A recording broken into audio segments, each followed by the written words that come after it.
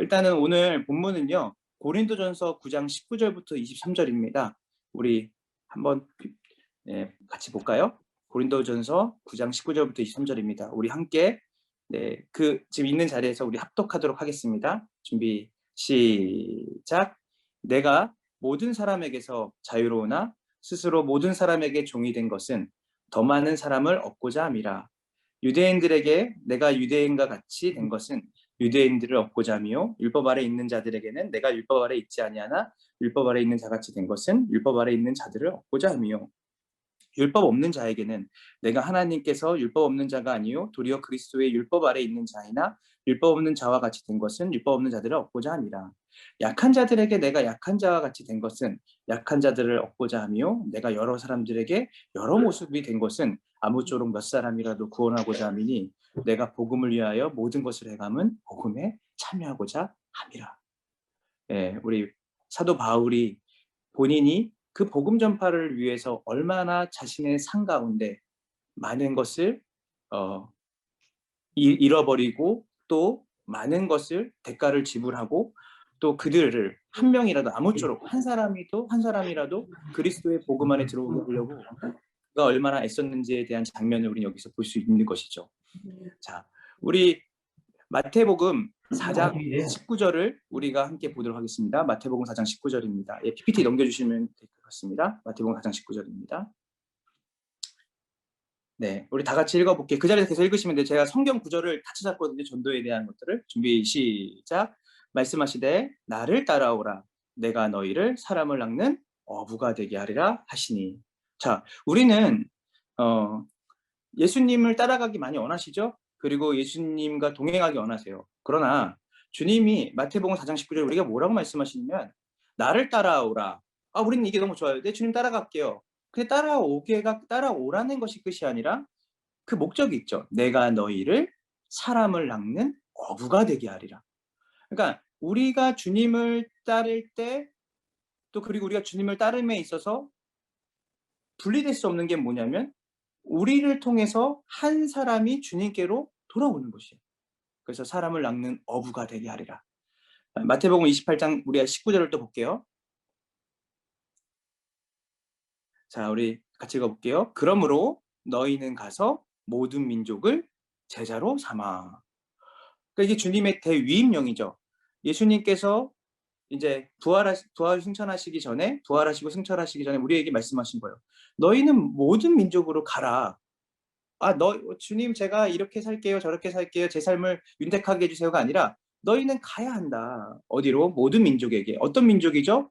아직 그리스도를 알지 못하는 민족이에요. 자, 우리 마가복음 16장 15절입니다. 주님께서 또 마가복음에 또 마지막에 또 이렇게 말씀하셨어요. 또 이르시되 너희는 온 천하에 다니며 누구에게? 만민에게 복음을 전파하라. 그래서 마태복음 28장 19절과 마가복음 16장 15절에도 주님이 이제 이 땅을 떠나시기 전에 하나님의 우편에 가시기 전에 말씀하신 게 뭐냐면 모든 민족으로 가라, 제자를 삼아라, 그리고 복음을 전파하라. 동일한 말이죠. 또 뒤에 볼까요? 우리 마가복음 3장 14절입니다. 마가복음 3장 14절. 네. 준비 시작. 이에 12를 세우셨으니 이는 자기와 함께 있게 하시고 또 보내사 모도하게 하시며 전도도 하며. 그래서 가장 우리가 원하는 게 있잖아요. 주님과 함께 있는 것이잖아요. 이미 우리와 함께 계시지만 그 주님의 임재를 누리고 함께 있는 걸 원하시는데 주님께서 12를 세우신 목적이 뭐냐면 전도도 하게 하시려고 세우신 거예요. 그러니까 우리가 함께 있는 것만 좋아하면 안 되라 주님께서 또 보내사 전도도 하며. 그래서 우리가 함께 있는 것, 주님과 동행하는 것, 그렇지만 그것을 넘어서 전도까지도 주님께서 우리에게 말씀하셨다는 것을 기억하셔야 되고요. 사도행전 1장 8절 너무나 유명한 우리가 성경 구절이죠. 다 같이 읽을게요. 시작. 오직 성령이 너희에게 임하시면 너희가 권능을 받고 예루살렘과 온 유대와 사마리아와 땅끝까지 이르러 내 증인이 되리라. 성령이 너희에게 임하시면 너희가 땅끝까지 내 증인이 되리라.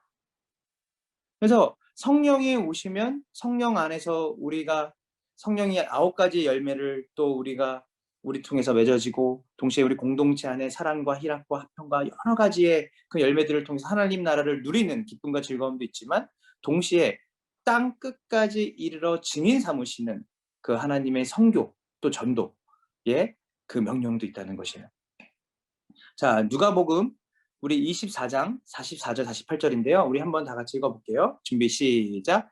또 이르시되 내가 너희와 함께 있을 때에 너희에게 말한 바 곧 모세의 율법과 선지자의 글과 시편에 나를 가리켜 기록된 모든 것이 이루어져야 하리라 한 말이 이것이라 하시고. 자, 누가복음에 우리 44절 잠시만 멈춰주세요. 그 44절에 뭐라냐면 내가 너희와 함께 있을 때 너희에게 제자들에게 말한 바 곧 모세의 율법, 모세오경이죠. 선지자들의 글과 선지서와 또 그 역사서 또 시편, 시가서 그것이 다 누구를 가리킨 말이냐면 바로 예수 그리스도. 그러니까 성경, 구약 성경의 전체가 다 누구를 가리키고 하냐면 예수님에 관한 것이다 라고 말하셨어요. 아, 우리 이 얘기 많이 들었죠. 그래서 우리는 알아요. 아, 다 성경은 그리스도 예수를 나타내고 가리키고 그분을 중심으로 쓰여진 것이구나. 그런데 우리 45절, 46절까지 우리 또 읽어봐야 돼요. 주님이 그 큰 그림, 예수 그리스도 중심으로 성경이 쓰여졌다는 것을 얘기하시고 그것을 좀 더 풀어서 45절, 46절에 그 그리스도라고 하는 그분 중심으로 이루어진 그 성경이 우리에게 그 그리스도에 대해서 어떻게 우리가 믿고 그 그리스도를 믿고 우리의 신앙생활을 어떻게 가야 되는지에 대해서 그 핵심을 얘기해 주시는데요. 45절, 46절 읽어볼게요. 준비 시작. 이에 그들의 마음을 열어 성경을 깨닫게 하시고 또 이르시되 이같이 그리스도가 고난을 받고, 이게 뭐죠? 고난이 뭐죠? 십자가예요. 십자가. 예수님께서 십자가에서 고난받고 죽으셨잖아요. 십자가를 얘기하는 거예요. 그리고 제3일에 죽은 자 가운데서 살아날 것과, 이건 뭐죠? 두 글자로 부활이에요. 그래서 46절 보면 우리가 그리스도의 십자가와 부활. 근데 많은 분들이 신앙생활하면서 십자가와 부활만 붙잡고 살아가신 분들이 많아요. 그래서 주님의 놀라운 십자가의 은혜, 와, 우리를 위해서 죄에서 죽으시고 4일 만에 부활하신 그리스도, 영광, 승리, 그리고 완성된 그 나라에 대한 소망. 그래서 십자가와 부활을 신앙생활의 가장 큰 중심으로 두고 살아가는 것은 맞습니다. 그러나 주님께서 뭐라고 말씀하시냐면 너희의 그리스도 중심으로, 또 그리스도를 성경에서 말씀하실 때 그 우리가 가야 될 마지막 종착지, 그리고 그 과정, 도달해야 될 방향이 뭐냐면 47절에 나오는 것이죠. 우리 다 같이 해볼게요. 47절, 48절 시작. 또 그의 이름으로 제사함을 받게 하는 회개가 예루살렘에서 시작하여 모든 족속에게 전파될 것이 기록되었으니 너희는 이 모든 일에 뭐라? 증인이라. 그러니까 우리가 십자가와, 이게 성경의 삼중 구조죠. 그리스도 예수의 중심으로 십자가와 부활. 근데 거기서 멈추는 게 아니라 뭐죠? 우리를 통해서 온 세상에 복음이 전파되는 것. 그 일에, 그 복음에 너희가 증인이라. 예전에 그 신구라고 하는 그 이제 우리 노 배우가 있으셨어요. 근데 이분이 유명한 CF를 하나 찍었거든요. 예전에 햄버거 CF를 찍으셨는데 그분이 이랬어요. 여러분 그거 아세요? 배를 타고 이 신구라는 그 노 배우께서 이렇게 막 배를 타고 이제 바다 한가운데 가시는데 갑자기 이런 말을 하세요. 너희가 게 맛을 알아? 그 바다의 게를 얘기하는 거예요. 그래서 이제 게가 들어가 있는, 게가 함유되어 있는 이 햄버거를 선전하는데 되게 유명한 유행어였거든요. 너희가 게 맛을 알아? 그러니까 우리가 생각해 봐야 되는 거죠. 우리가 복음을 알까? 그러니까 우리가 복음이라는 게 그리스도의 십자가와 부활에만 우리가 그치는 것이 아니라 복음이 그리스도의 십자가와 부활을 담지해서 그것이 온 세상까지 전파되는 것이 복음의 크기요 넓이라는 것을 우리가 알아야 된다는 것이에요.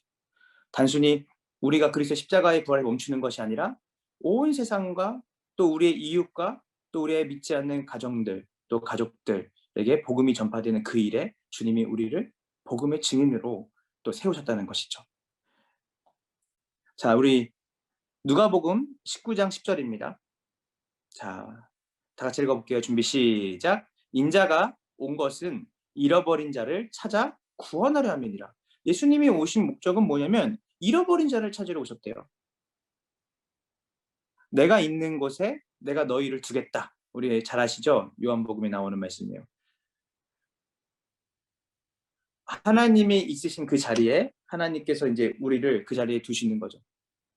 예수님께서. 그래서 예수님이 잃어버린 자를 찾아 구원하러 오셨고, 또 마가복음 1장 38절 보면 이르시되 우리가 다른 가까운 마을들로 가자. 거기서도 뭘 하리라? 전도도 하리니 내가 이를 위하여 왔노라. 그러니까 예수님이 왜 오셨는가라고 했을 때 우리가 다른 여러 가지 이유도 있겠지만 예수님께서 뭐라 하냐면 내가 뭐 때문에 왔냐면 전도하러 왔다라고 하세요. 전도. 복음을 전하러 왔다. 도를 전하러 왔다. 하나님의 도를. 자, 또 우리 또 함께 읽어볼게요. 요한복음 10장 16절입니다. 다 같이 읽게요. 시작. 또 이 우리에 들지 아니한 다른 양들이 내게 있어 내가 인도하여야 할 터이니 그들도 내 음성을 듣고 한 무리가 되어 한 목자에게 있으리라. 어떠냐면 우리는 이미 예수님을 믿고 우리는 그리스도 안에 들어와 있는 사람들이에요. 그러니까 우리 안에 들어와 있죠. 그러나 아직도 인도를 받아서 내 음성을 듣고 한 무리가 되어 한 목자에게 있어야 될 다른 양들이 있다. 그들을 인도해야 된다. 근데 그들을 인도하는 그 통로로 주님께서 우리를 그리스도의 증인으로 두신 것이죠. 아직도 우리에 들지 아니한 다른 양들. 자, 우리 마태복음 9장 37절부터 38절입니다. 준비 시작. 이에 제자들에게 이르시되 추수할 것은 많되 일꾼이 적으니 그러므로 추수하는 주인에게 청하여 추수할 일꾼들을 보내주소서 하라 하시니라. 추수할 것은 많되 일꾼이 적다. 주님, 추수할 일꾼. 아직 주님을 바라봐야 되고 주님께 돌아와야 될 수많은 사람들이 있지만 그 사람들을 위해 또 그 사람들의 회복을 위해 또 이 세상의 회복을 위해 주님 일꾼들을 주시옵소서. 함께 복음을 전하고 전도를 할 수 있는 도역자들을 허락하여 주소서라고 주님께서 기도하러 가시죠. 자, 사도행전 우리가 또 볼게요. 사도행전 4장 17절부터 18절입니다. 준비 시작. 이것이 민간에게 더 퍼지지 못하고 그들을 위협하여 이후에는 이 이름으로 아무에게도 말하지 말게 하자 하고 그들을 불러 경고하여 도무지 예수의 이름으로 말하지도 말고 가르치지도 말라 하니. 자, 세상이 지금 우리에게 이렇게 말하는 것 같아요. 마치 제자들에게 했던 것처럼 이 이름으로 아무에게도 말하게 하지 말고 그리고 가르치지도 말라. 그래서 우리가 여러 가지 이제 고민과 생각도 있고요. 또 생각도 해야 되고 그렇지만 본질적으로 세상은 이 복음을 즐거워하고 복음을 기뻐하지 않아요. 그러니까 시대 정신은 이 복음에 대해서 우리가 반대한다는 것이죠. 우리가 인격적으로 그들을 잘 대해주고 물론 우리가 그리스도의 사랑으로 총체적인 증인으로 그들에게 삶을 살아야 되지만 실질적으로 세상은 이 예수 그리스도의 유일성, 그분이 유일한 구원자시고 그분만이 소망이 되라는 것을 세상은 도무지 그것을 기쁨으로 여기지 않는다는 것이에요. 그러니까 이런 세상 속에 우리가 살고 있다는 것이에요. 그러나 교회는 환경이 어떻든 우리의 앞으로 아담이 타락한 이후에 늘 세상은 악했고 그 안에 복음을 반대하는 그 무리와 세력들이 늘 있었죠.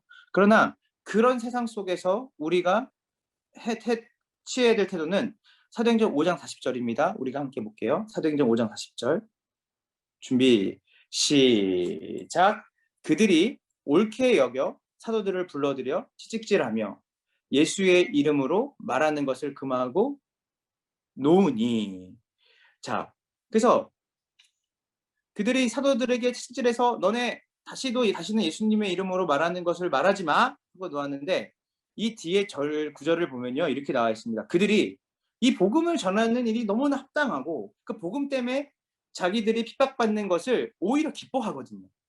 그러니까 복음을 전하는, 그러니까 교회의 사명을 또 교회에게 말씀하신 그 복음 전하는 그 일을 하는 교회의 태도는 세상이 아무리 복음을 전하지 말라고 하고 또 복음에 대해서 반하는 일들을 한다 할지라도 우리의 태도는 뭐냐면 그 그리스도의 복음을 전하는 그 일을 우리가 최우선적으로 여기고 그 일을 해나가야 된다는 것이에요. 세상은 앞으로도 복음을 전하는 일을 그렇게 달가워하지 않을 겁니다. 이전에도 그랬고요. 앞으로도 그럴 거예요. 그래서 우리가 한 가지 확실한 것은 우리가 복음을 전하려고 하는 그 태도가 단순히 우리의 어떤 자기 의나 자기 열심이 아니라 성경이 우리에게 말씀하시는 바가 우리를 단순히 우리 자신의 영혼 구원과 우리의 전인 구원을 넘어서 아직도 그리스도를 알지 못하는 자들에게 주님께서 복음을 전하게 하기 위해서 우리를 구원하셨다라고 하는 그 높은 부르심이 우리 가운데 있다는 것을 여러분들이 확인하셨길 바랍니다. 우리가 이제 성경을 보다 보면 성경에 그 바울의, 특히 신약에 바울의 기도 제목들이 나와 있는 성경 구절들이 있어요. 바울이 나를 위해 이렇게 기도해 주세요. 그러니까 우리도 다 기도 제목 있으시죠? 그래서 우리도 다 기도를 이렇게 해주길 다 원해요. 우리가 바라는 기도의 소원들이 있죠. 그러면 이제 바울의 기도 제목을 통해서 바울이 최우선적으로 여겼던 그 기도의 내용이 무엇이었을까를 우리가 함께 보기 원합니다. 에베소서 6장 19절입니다. 자, 우리 함께 합독하도록 할게요. 준비 시작. 또 나를 위하여 구할 것은 내게 말씀을 주사 나로 입을 열어 복음의 비밀을 담대히 알리게 하옵소서 할 것이니. 바울이 뭐라고 얘기하냐면요. 나를 위해 이걸 구해 주세요. 내게 말씀을 주사 나로 입을 열어 복음의 비밀을 담대하게 알리게 하옵소서. 그래서 바울은 뭐냐면 나에게 담대함을 주시고 나에게 복음을 비밀을 내 입을 열어서 알리게 하옵소서라고 기도 부탁을 했다는 것이죠. 골로새서 4장 3절부터 4절입니다. 우리 함께 또 읽겠습니다. 골로새서 4장 3절 4절입니다. 합독할게요. 준비 시작. 또한 우리를 위하여 기도하되 하나님이 전도할 문을 우리에게 열어주사 그리스도의 비밀을 말하게 하시기를 구하라. 내가 이 일 때문에 매임을 당하였노라. 그리하면 내가 마땅히 한 말로써 이 비밀을 나타내리라. 사도 바울이 뭐라고 하냐면 전도의 문을 우리에게 열어달라고 기도해줘라. 구해라. 아직도 춘천 지역에, 아직도 이 대한민국에, 아직도 우리 가정에, 나아가서 저 이슬람 국가에 지금도 죽어가는 수많은 사람들, 아직도 예수님을 알지 못하는 사람들, 그 사람들을 위해서 사도 바울이 했던 이 기도에 그 내용이 우리에게 있었다는 거죠. 주님, 제가 볼 때는 전도해야 되는데 복음이 들어가야 되는데 복음이 들어갈 문이 닫혀 있는 것 같습니다. 자, 여러분 이렇게 기도해 주십시오. 나를 위해 이렇게 기도해 주세요. 우리를 위해 이렇게 기도해 주세요. 전도할 문을 열어달라고 기도해 주세요. 하나님 전도할 문을 열어주시옵소서. 그래서 바울의 이 기도, 전도할 문을 우리에게 열어주소서. 데살로니가 후서 3장 1절입니다. 또 바울이 계속해서 이어진 기도죠.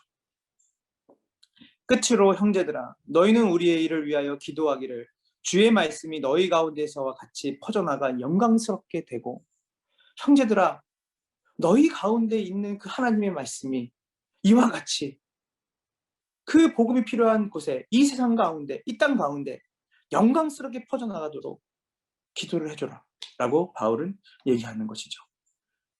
베드로전서 2장 9절입니다. 베드로전서 2장 9절 다 같이 읽겠습니다. 그러나 너희는 택하신 족속이요 왕같은 제사장들이요 거룩한 나라요 그의 소유가 된 백성이니 이는 너희를 어두운 데서 불러내어 그의 기이한 빛에 들어가게 하신 이의 아름다운 덕을 선포하게 하십니다. 자, 우리는 다 이렇게 이 말씀을 읽을 때도 우리는 항상 상반절만 많이 읽거든요. 그리고 거기에 많은 생각을 하죠. 너희는 택하신 족속이요 왕같은 제사장들이요 거룩한 나라다. 그의 소유된 백성이다. 맞아요. 주님께서 우리를 그런 존재로 우리를 불러내셨어요. 근데 여러분 아시죠? 이 뒤에를 보면 그렇게 불러낸 우리가 무엇을 위해 살아야 되는지를 얘기하죠. 너희를 어두운 데서 불러내신 그의 기이한 빛에 들어가게 하신 이의 아름다운 덕을 선포하게 하십니다. 그 아름다운 덕을 우리 안에 누리고 우리만 만족하는 게 아니라 이것을 세상 가운데 선포하게 하시려고 우리를 택하신 것이고 제사장 삼으신 것이고 거룩한 나라라고 말씀하시는 거죠. 이것을 출애굽기 19장에 그것을 이제 베드로가 그 19장에 주님의 그 이스라엘 백성에게 줬던 그 십계명 율법을 주면서 그 말씀하셨던 그 내용을 베드로가 너희가 왜 존재하는지 무엇을 위해 부름받은지를 다시 한번 베드로가 인용하는 장면이죠. 여러분, 그 중국 내지 선교사 허디슨 테일러라는 분이 계십니다. 여러분 다 아실 거예요.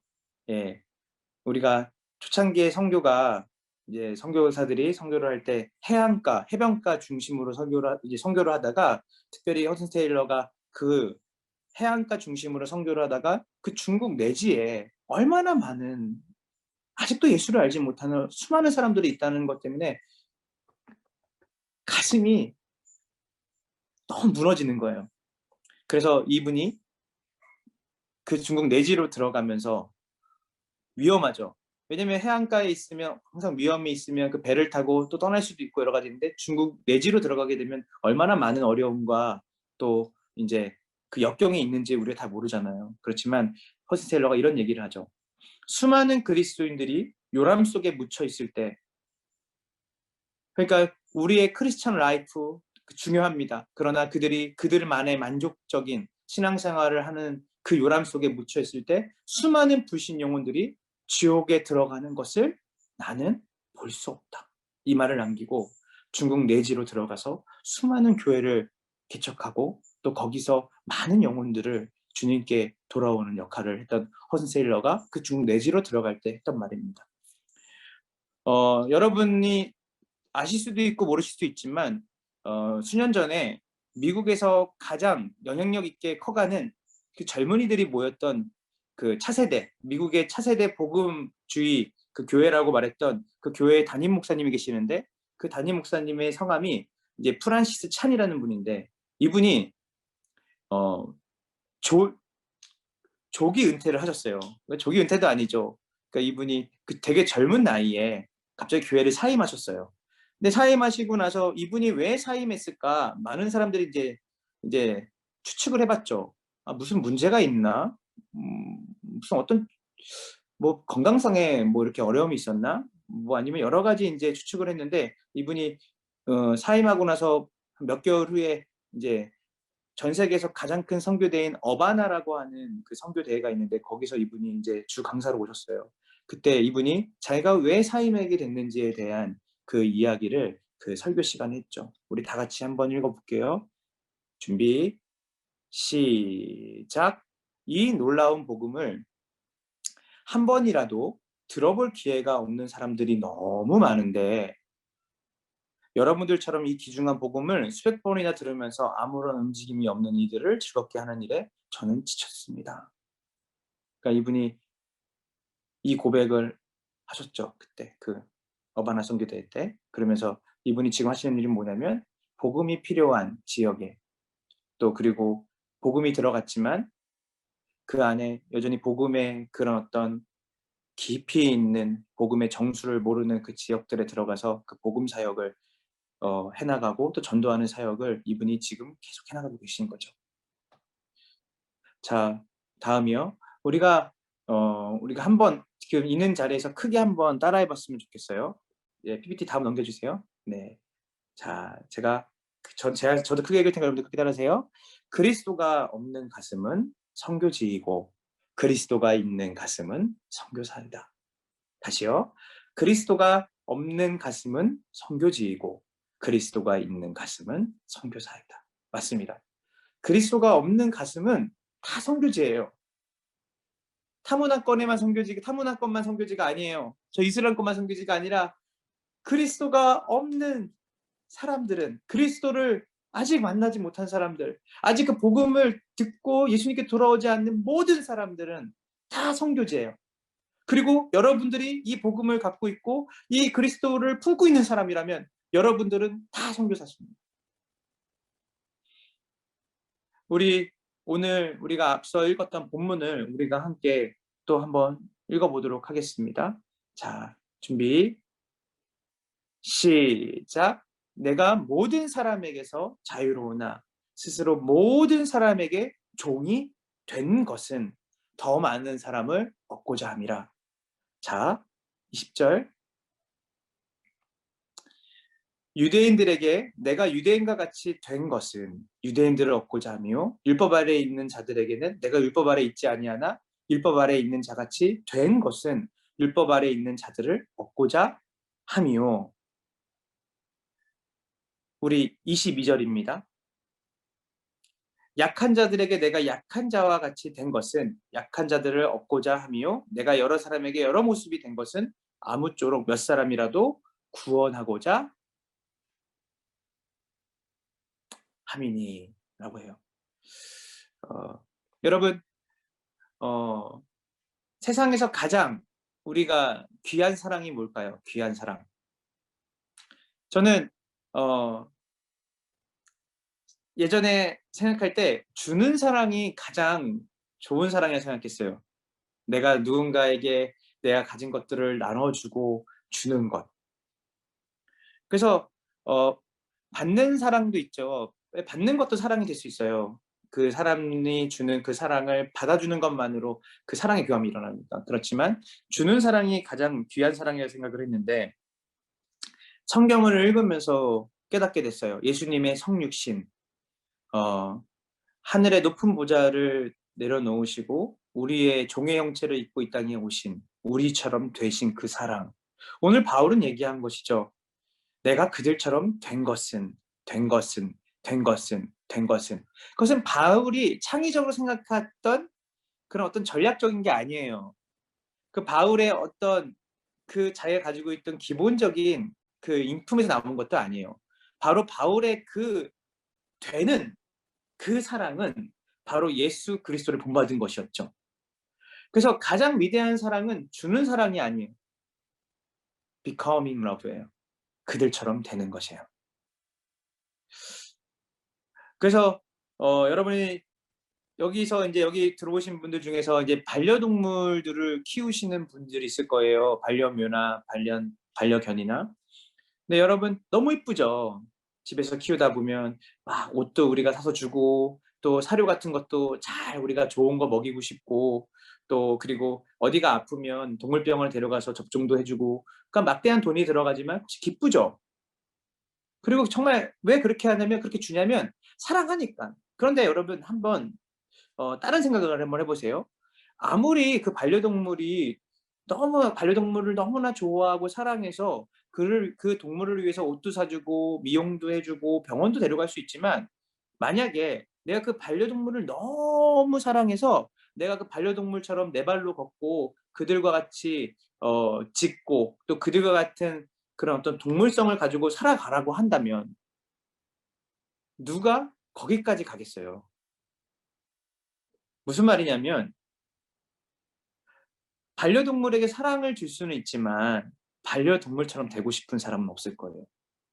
그래서 C.S. 루이스는 뭐라고 얘기했냐면 예수님이 이 땅에 우리를 구원하시러 이 땅에 오셨을 때 그분이 하신 그 성육신은 하나님이 세상을 이처럼 사랑하사 독생자를 주셨으니 할 때 그 사랑, 바로 그 예수 그리스도가 이 땅을 사랑하시는 그 사랑 하셔서 우리의 형체를 입고 오신 그 성육신하신 하나님이 인간의 몸을 입고 오신 그 사랑은 인간이 돼지가 된 것 그 이상이라고 C.S. 루이스는 얘기했어요.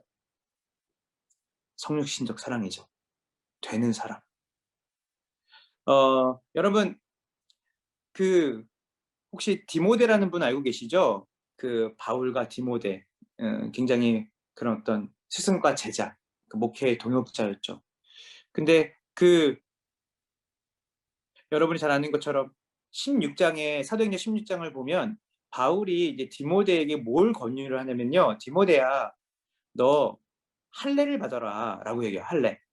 디모데가 할례를 받지 않았거든요. 그러니까 유대인의 그 율법 전통에 의해서 너가 할례를 받았으면 좋겠다.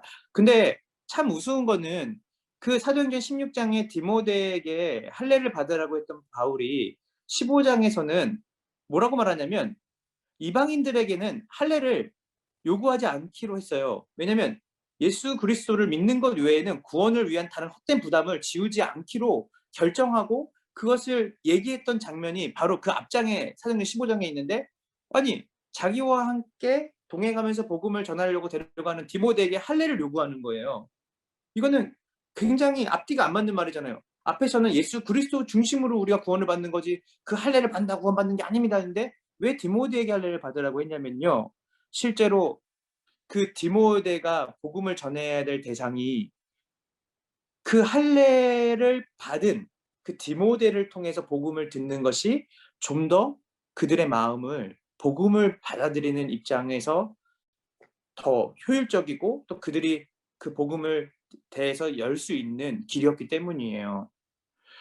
그래서 할례를 받지 말라고 했던 구원과 할례는 하등 상관없다라고 말했던 바울이 그 디모데에게 할례를 요구했던 그것은 어떻게 보면 굉장히 앞뒤가 안 맞는 얘기 같지만 실제로 그 디모데를 통해서 전해지는 그 복음이 그 유대인들에게 전해질 때 그들의 마음이 혹여나 디모데가 할례를 받지 못하는 것 때문에 그들의 마음이 짐이 될까 봐 디모데에게 할례를 요구하는 그들처럼 되는 사랑을 말했던 것이죠.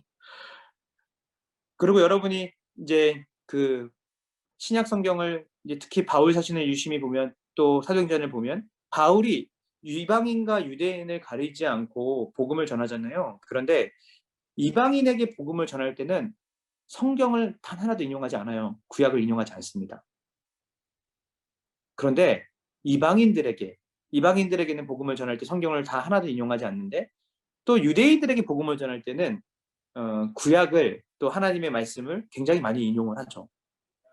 왜 그랬을까요? 이방인들은 성경을 몰라요.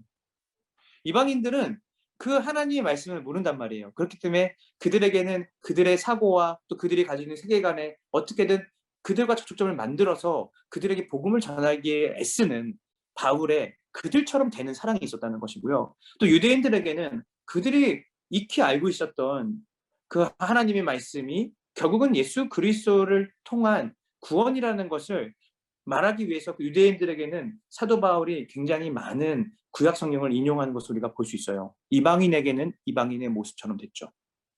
그들의 세계관, 또 그들이 처해 있는 상황을 바울은 이해를 하고 그것을 이해한 상태에서 그들의 언어로 하나님의 나라를, 예수님을 전하는 모습을 볼 수 있었죠. 그러니까 우리가 복음을 전할 때 많은 생각을 해야 되는 것이에요. 어떻게 전할 것인가.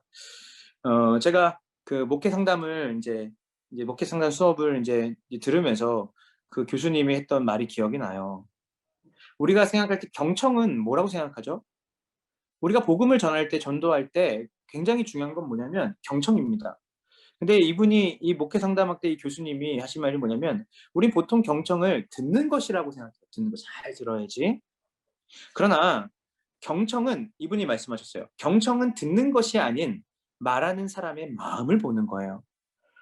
우리가 왜 전도가 어려울까요? 많이 생각해 보셔야 돼요.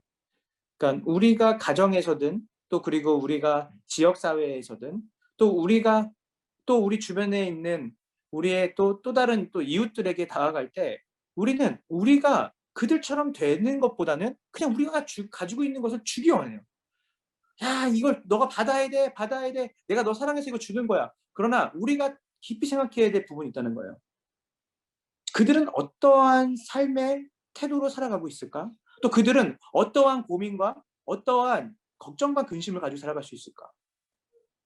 제가 요즘에 저희 이제 교회 청년들하고 같이 고민하는 게 이 코로나 시기 때 지역 사회에서 우리가 여태까지 해왔던 전도 방식으로 이제 못 하잖아요. 여러분 접촉을 하면 안 되니까.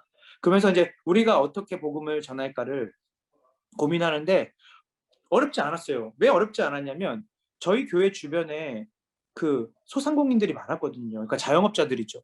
다들 장사가 안 돼요. 손님들이 없고 또 여러 가지 어려움이 있는 그분들에게 우리가 어떻게 하면 좋을까? 그래서 우리가 원하는 방식으로 우리가 이게 사랑이니까 당신 받아 이렇게 하는 주는 사랑이 아니라 그들이 처해 있는 어려운 상황을 우리가 같이 공감하면서 착한 소비를 하고자 하는 우리가 착한 소비. 그래서 그들을 저희 교회 착한 가맹점으로 우리가 받아서 몇 개 특별히 가장 장사가 안 되는 우리 지역사회에 자영업 하시는 분들의 가게를 선정해서 우리가 많은 막대한 뭐 이렇게 우리가 소비를 하는 건 아니지만 그것을 정기적으로 이용하고 거기에 쿠폰을 우리가 만들어서 또 우리가 같이 이용하면서 또 그렇게 복음을 전하는 전략을 세워서 지금 그것을 제가 좀 하고 있어요. 그러면서 한 카페에 제가 가면 저밖에 없어요, 손님이.